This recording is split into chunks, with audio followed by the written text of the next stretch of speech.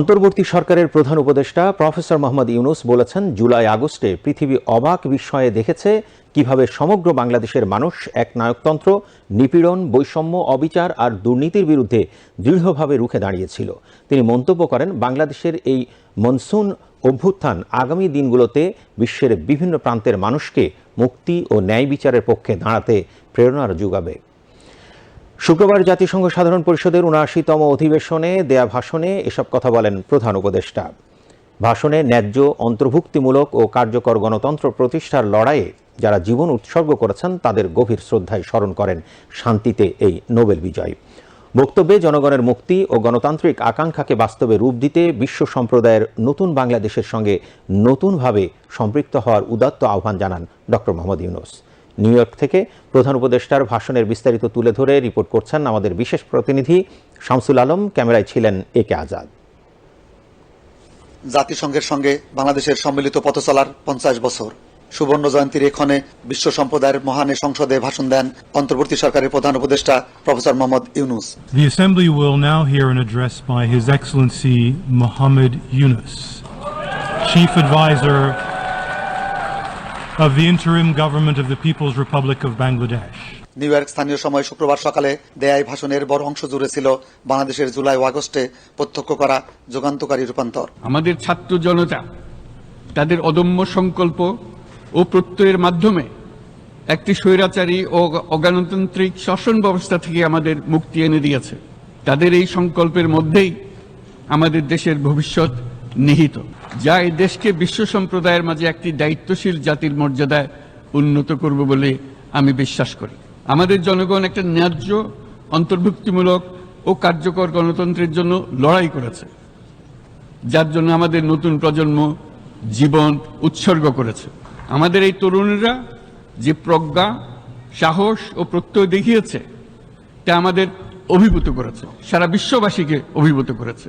জনগণের আন্দোলন যেখানে স্বৈরাচারী শক্তির হাতে শহীদ ৮ শতাধিক, এত নিপীড়ন তারপরেও অভিশপ্ত বুলেটের সামনে দুহাত প্রসারিত করে দাঁড়িয়েছে আবু সাইদের মতো কত শত সাহসী প্রাণ। এত ত্যাগের বিনিময়ে যে নতুন বাংলাদেশ, ডক্টর ইউনূসের আহ্বান আন্তর্জাতিক সম্প্রদায় যেন সম্পৃক্ত থাকে বাংলাদেশের নবযাত্রায়। বাংলাদেশের এই অভ্যুত্থান আগামী দিনগুলোতে বিশ্বের বিভিন্ন প্রান্তে মানুষকে মুক্তি ও ন্যায় বিচারের পক্ষে দাঁড়াতে প্রেরণা যোগাবে।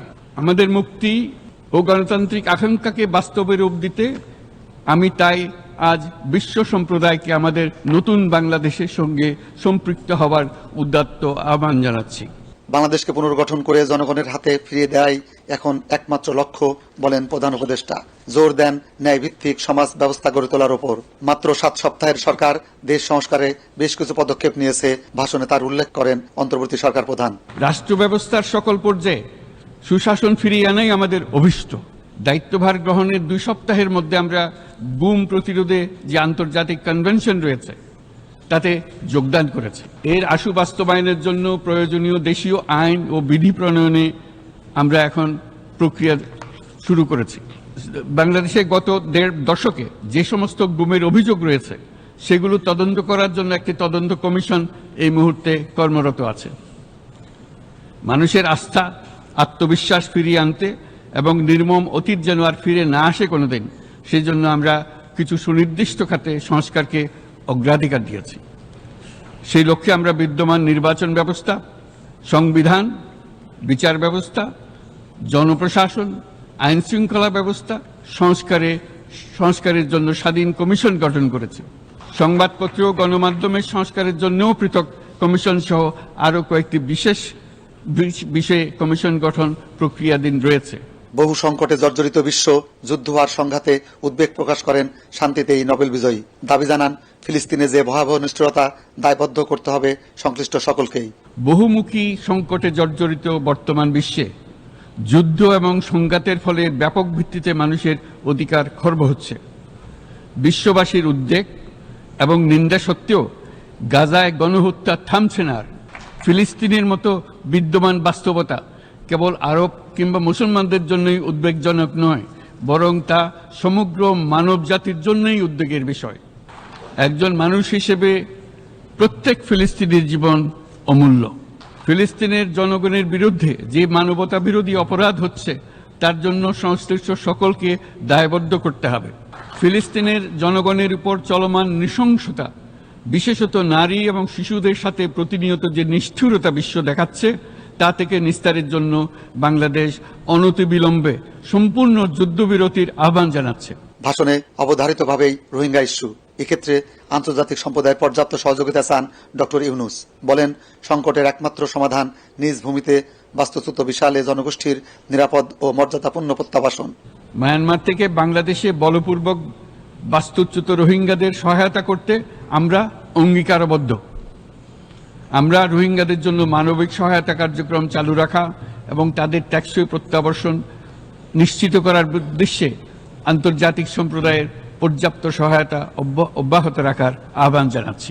ভাষণে প্রফেসর মোহাম্মদ ইউনূস কথা বলেন এসডিজির লক্ষ্য পূরণ, নিরাপদ অভিবাসন ও শ্রমবাজার সৃষ্টি, শান্তিরক্ষী মিশনে বাংলাদেশ সশস্ত্র বাহিনীর অবদান, কৃত্রিম বুদ্ধিমত্তার বিকাশ, অর্থনৈতিক মুক্তি, ক্ষুদ্র ঋণ ও সামাজিক ব্যবস্থা, নারীর ক্ষমতায়ন, বিভিন্ন রাষ্ট্রের সঙ্গে সুষম সম্পর্ক বজায় রাখার প্রচেষ্টা, সর্বজনীন স্বাস্থ্যসেবা সহ বিভিন্ন বিষয়ে বিশ্বকে আহ্বান জানান ৩ শত্রু দারিদ্র্য, বেকারত্ব আর জলবায়ু পরিবর্তনের প্রভাব রোধে সবাই যেন কাজ করেন এক হয়ে। সকল বৈশ্বিক সমস্যার সমাধানের জন্য আমাদের সবার হাতে যথেষ্ট সক্ষমতা, সম্পদ এবং উপায় রয়েছে। আসুন আমরা জাতীয় বা আন্তর্জাতিক যেসব প্রতিশ্রুতি দিয়েছি তা বাস্তবায়ন করি এবং অর্থনৈতিক ক্ষেত্রে সামাজিক ব্যবসার ধারণা প্রতিষ্ঠিত করে সকল প্রকার বৈষম্য ও অসমতার অবসানে ঐক্যবদ্ধভাবে আমরা কাজ করি। জাতিসংঘ সাধারণ পরিষদের ৭৯তম অধিবেশনে বাংলাদেশের অন্তর্বর্তীকালীন সরকারের প্রধান উপদেষ্টা প্রফেসর মোহাম্মদ ইউনূস তার বক্তব্যে বলেন, বাংলাদেশে গত ৫ আগস্ট ছাত্র জনতার গণ অভ্যুত্থানের মধ্যে দিয়ে দ্বিতীয় বিজয় অর্জিত হয়েছে। তিনি বলেন, ছাত্র জনতা যে উদ্দেশ্য স্বপ্ন নিয়ে দ্বিতীয় বিজয় অর্জন করেছে, বিজয়ের সেই সুফল প্রতিটি মানুষের ঘরে ঘরে পৌঁছে দিতে কাজ করছে তার সরকার। প্রফেসর মোহাম্মদ ইউনূস অর্থনৈতিকভাবে শক্তিশালী একটি নতুন বাংলাদেশ গঠনে তার সরকারের গৃহীত নানা সংস্কার কার্যক্রমের কথাও তুলে ধরেন তার বক্তব্যে। সেই সাথে এ সকল সংস্কার কার্যক্রম বাস্তবায়নে পাশে চান বিশ্ব নেতৃবৃন্দকে। নিউ ইয়র্কের জাতিসংঘ সদর দপ্তর ভবন থেকে শামসুল আলম, বাংলাদেশ টেলিভিশন।